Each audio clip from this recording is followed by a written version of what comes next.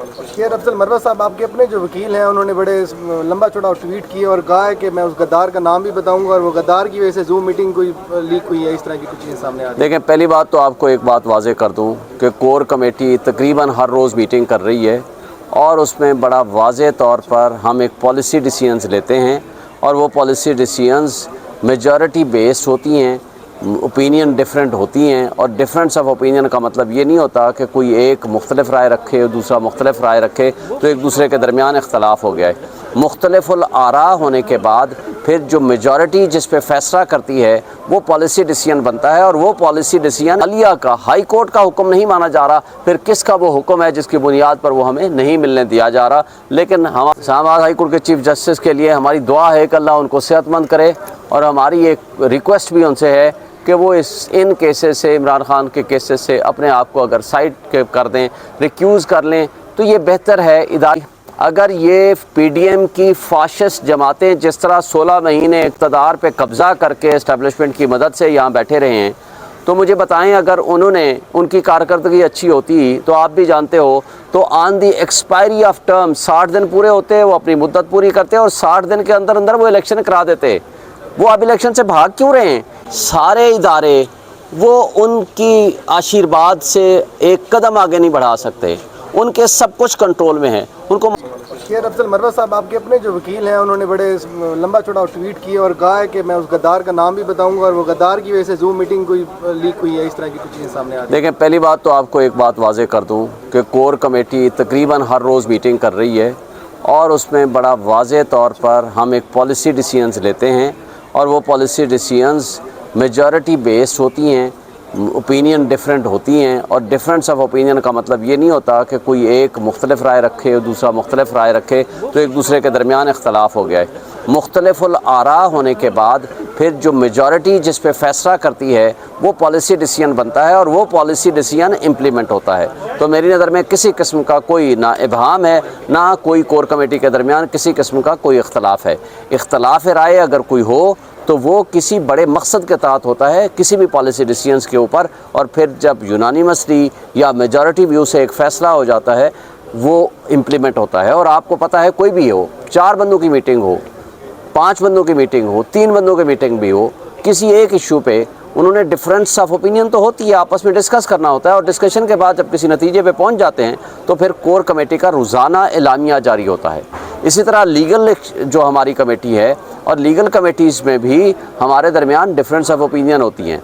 वो प्रोसीजर के ऊपर होती हैं, तरीक़ाकार के ऊपर होती हैं कि कौन सी पटिशन कौन सी कोर्ट में दाखिल की जाए, उसके लिए क्या ग्राउंड टेकअप किए जाएँ और क्या तरीक़ाकार मुकर्रर किया जाए। और उनके दरमियान भी जब हमारा कंसेंसस डेवलप हो जाता है, मेजॉरिटी ऑफ द फ्रेंड्स जो हमारे तय कर लेते हैं, फिर उसके मुताबिक हम आगे फ़ैसला करके हम अपना लाहेअमल बना के उसके मुताबिक आगे प्रोसीड करते हैं।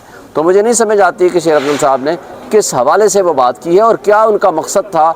मैं नहीं समझता कि उनको इस तरह पब्लिकली कोई बात करनी चाहिए थी कि अगर अपने उसके दिल में कोई ऐसी बात नहीं थी तो उसको तो ग्रुप के अंदर बैठ के बात करनी चाहिए थी, उसको लीगल कमेटी में बैठ के बात करना चाहिए था। अगर वो लीगल कमेटी से हट के कोई बात करता है, और आपको पता है कि यूके बेस्ड NGO ने जो रेफरेंस दिया है वो भी शेर अफजल साहब का नाम वहाँ आ रहा था कि उनकी शायद कंसेंट से उन्होंने वो शुरू किया, हालांकि मेरा ख्याल है कि ऐसा होना नहीं चाहिए था, उनकी शायद इन्वॉल्वमेंट भी ना हो। लेकिन वहाँ उनको हमने वाज़ेह और सख्ती से रोका कि भाई हमारे ना इमरान खान साहब ने उनको इजाज़त दी है, ना हम में से लीगल कमेटी ने उनको इजाज़त दी है, ना कोई इन्वॉल्वमेंट ऐसी है कि वहाँ वो फंड्स इकट्ठा करें और फिर जा कर के कोई पटिशन, बाहर की पटिशन वो कर कैसे सकते हैं। पाकिस्तान का ये इशू है और पाकिस्तान में पटिशन होनी है और हम सारे पटिशन फाइल कर रहे हैं, तो लिहाजा ये हमारी इजाज़त से नहीं हुआ। के मुताबिक बताया जा रहा है कि अटक जेल के अंदर खान साहब को राज़ी करने की कोशिश की जाएगी कि वो किसी तरीके से मुल्क से बाहर जाने पर रज़ामंद। सर इसमें कोई सदाकत है? देखें, हमारे नॉलेज में ये नहीं है। पिछले 14 दिन से सिर्फ 2 दफ़ा हमारी मीटिंग्स हुई है। एक दफ़ा उनकी अहलिया की, दो दफ़ा अहलिया की, एक दफ़ा एक वकील साहब की, दूसरी दफ़ा दूसरे वकील साहब की। हम परसों गए हैं, वहाँ खड़े रहे हैं, हमने 3 घंटे वहाँ इंतज़ार किया है और एप्लीकेशन भी दी है, हाई कोर्ट का ऑर्डर भी दिया है, लेकिन उसके बावजूद हमें मिलने नहीं दिया गया। इमरान खान का ये बुनियादी आइनी और क़ानूनी हक़ है कि वो अपने लीगल एडवाइज़र से मिले, वो अपने दोस्तों से भी मिले, वो अपने पार्टी लीडर से भी मिले। ये जेल मैनुअल भी इजाज़त देता है, ये हाई कोर्ट का हुक्म भी है, लेकिन उसके बावजूद वो किसका हुक्म है कि यानी यहाँ अदालत आलिया का, हाई कोर्ट का हुक्म नहीं माना जा रहा, फिर किसका वो हुक्म है जिसकी बुनियाद पर वो हमें नहीं मिलने दिया जा रहा। लेकिन हमारे नॉलेज में ऐसा कोई नहीं है, और जो कुछ हमारे दोस्त मिल के आए हैं उनके बकौल उनका बिल्कुल हाई स्पिरिट में हैं, इर्रिस्पेक्टिव को उनको वो फैसिलिटीज़ नहीं दी जा रही, लेकिन इसके बावजूद वो कहते हैं कि आज़ादी की खातिर आपको कुर्बानियाँ देनी पड़ती हैं। उनको 1000 साल भी वो कहते हैं कि मुझे इस तरह के सेल में रखा गया और रहना पड़े तो मैं रहने को तैयार हूँ। इस्लामाबाद हाई कोर्ट के चीफ जस्टिस बार बार बीमार हो रही हैं, उम्मीद कोई लगती है आपको वहाँ से रिलीफ मिले इस्लामाबाद हाई कोर्ट से? इस्लामाबाद हाई कोर्ट के चीफ जस्टिस के लिए हमारी दुआ है कि अल्लाह उनको सेहतमंद करे, और हमारी एक रिक्वेस्ट भी उनसे है कि वो इन केसेस से, इमरान खान के केसेस से अपने आप को अगर साइड कर दें, रिक्यूज़ कर लें, तो ये बेहतर है इदारे के लिए, अदलिया के लिए, इंसाफ के तकाज़ों के लिए और कानून के लिए। सर 22 अगस्त को भी अगर समाअत ना हुई, जैसा कि देखें हम तो कोशिश करेंगे कि उस दिन वो सुने। अगर वो नहीं, फ़र्ज़ करो नहीं अवेलेबल हैं, तो फिर हम अर्ली हियरिंग की दरख्वास्त देंगे कि जो बेंच, छुट्टियों में ये होता क्या है, जो बेंच अवेलेबल होता है ये केसेस उनके पास लगा करते हैं। ये कोई फ़िक्स मैच तो है नहीं कि चीज़ हर हाल में उन्होंने ही सुनना है। ये हमें नहीं समझ आती है कि जब हम इतराज़ भी उनके ऊपर कर चुके हैं तो बजाय वो नहीं अगर सुन सकते तो उनको किसी और बेंच पे भेज देना चाहिए। सर जो लीडर 3 से 4 माह के बाद 9 मई के वाक़यात की मजम्मत कर रहे हैं, पीटीआई की साख कितनी मुतासर हो रही है, उनके किस वक्त मजम्मत करना चाहिए? देखिए पीटीआई की कोई साख मुतासर नहीं होती। अगर ये पीडीएम की फाशिस्ट जमातें जिस तरह 16 महीने इक़्तिदार पे कब्ज़ा करके इस्टेब्लिशमेंट की मदद से यहाँ बैठे रहे हैं, तो मुझे बताएं अगर उनकी कारकर्दगी अच्छी होती तो आप भी जानते हो तो on the expiry of term 60 दिन पूरे होते, वो अपनी मुद्दत पूरी करते और 60 दिन के अंदर अंदर वो इलेक्शन करा देते। वो अब इलेक्शन से भाग क्यों रहे हैं? इसलिए भाग रहे हैं, और उनकी मुनाफिकाना पॉलिसी भी आप देख लें। एक तरफ तो पीपल्स पार्टी आज मुतालबा कर रही है 90 डेज़ में इलेक्शन हो, JUI मुतालबा करती है 90 डेज़ में इलेक्शन हो, और लेकिन 5 अगस्त को वहाँ क्यों कंसेंट देकर आए? CCI क्यों बैठे वहाँ? क्यों नहीं उन्होंने कहा? वो तो जाते ही ना। मुराद अली शाह साहब कहते हैं कि जी 2 गैर आइनी सूबों के सरबराह बैठे हुए हैं, हम जाते ही नहीं हैं। वो वहाँ जाते ही ना, और बाहर आकर प्रेस कॉन्फ्रेंस करते हैं, हम इसको नहीं मानते। लेकिन आप 4 दिन पहले इकट्ठा खोल के जा रहे हो और फिर उसको बहाना बना के इलेक्शन का अल्तवा कर रहे हो। लेकिन पब्लिक चूँकि इनके ख़िलाफ़ इतनी नफ़रत कर रही है तो ये सिर्फ अपनी पॉलिटिकल स्कोरिंग के लिए ये सिर्फ बहाना बना रहे हैं, कह रहे हैं कि जनाब हम भी इलेक्शन ये चाहते हैं। ये इलेक्शन नहीं चाहते, ये भाग रहे हैं। हम इस सब कुछ के बावजूद क्रैकडाउन जो कुछ हो रहा है पीटीआई के वर्कर्स के ख़िलाफ़, देखें सारा पाकिस्तान के इदारे, सारी जो निगरान सेटअप के लोग हैं ये, और स्पेशली मोहसिन नकवी और जो यहाँ KPK में हो रहा है और हमारे वर्कर्स को उठाया जा रहा है, चादर चारदीवारी की पामाली हो रही है, इस सब कुछ को हम क्या कहेंगे? ये सिवाय इस बात के कि हम ये कहें कि एक undeclared kind of martial law है।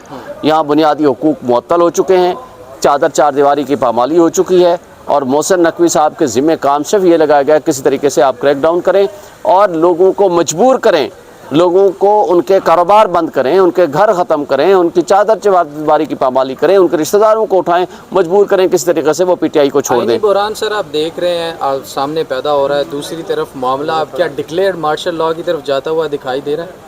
देखें सारे तबके, सारे इदारे वो उनकी आशीर्वाद से एक कदम आगे नहीं बढ़ा सकते। उनके सब कुछ कंट्रोल में है, उनको मार्शल लॉ लगाने की ज़रूरत क्या है? मुझे आप बता दें कौन सा इदारा है जो उनसे पूछ के फैसले नहीं कर रहा? उनका कंट्रोल ऑलरेडी है, तो वो क्यों वो मार्शल लॉ लगाएंगे? पहली बात। दूसरी बात मुझे बताएं, मंजूर पश्तीन के मामले पर जो कुछ कल हुआ इस इस्लामाबाद में, अगर पीटीआई का कोई भी वर्कर किसी भी जगह पे कोई खड़ा होकर कुछ सिर्फ पीटीआई जिंदाबाद का नारा लगाता है तो उसके ऊपर जुल्म और तशद्दुद जितना होता है वो सब आपके सामने है। और अगर ये फिक्स मैच नहीं था, 16 महीने इस्टेब्लिशमेंट की मनपसंद पीडीएम की और या शहबाज शरीफ की हुकूमत का वो हिस्सा रहे, 16 महीनों उन्होंने एक दिन एतराज़ नहीं किया। अब उनको यहाँ ला करके रेड जोन में बिठाकर, अगर ये फिक्स मैच नहीं था तो बता दें कि उनके ख़िलाफ़ फिर क्या एक्शन लिया है एडमिनिस्ट्रेशन ने, क्या एक्शन लिया है कि हमारी अस्करी क़यादत ने, क्या एक्शन लिया है कि किसी और इदारे ने। तो इससे ये ज़ाहिर होता है कि ये सिर्फ इमरान खान का पख्तूनख्वा में वोट तकसीम करने की नीयत से उनको फैसिलिटेट किया जा रहा है, और ये है असल वजह कि उसको इस्लामाबाद में ला करके और इस तरह का फिक्स्ड मैच के ज़रिए तकरीरें कराई गई।